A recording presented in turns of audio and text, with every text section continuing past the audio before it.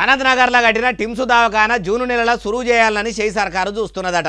ఏర్పాట్లు మొత్తం 7 దాకా వచ్చినాయని దవాఖానాల మంత్రి దామోదర రాజనరసింహ సారు మల్లోపారి కూడా పోయి చూసిండట.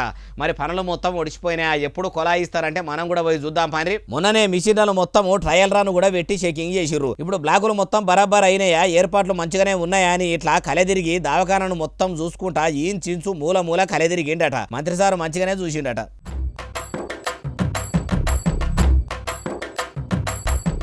టిమ్స్ దవాఖానకు వచ్చే పేదలకు ట్రీట్మెంట్ ఎట్లుండాలంటే కార్పొరేట్ దవాఖానలో కదా ట్రీట్మెంట్ జరిగినట్టు జరగాలి.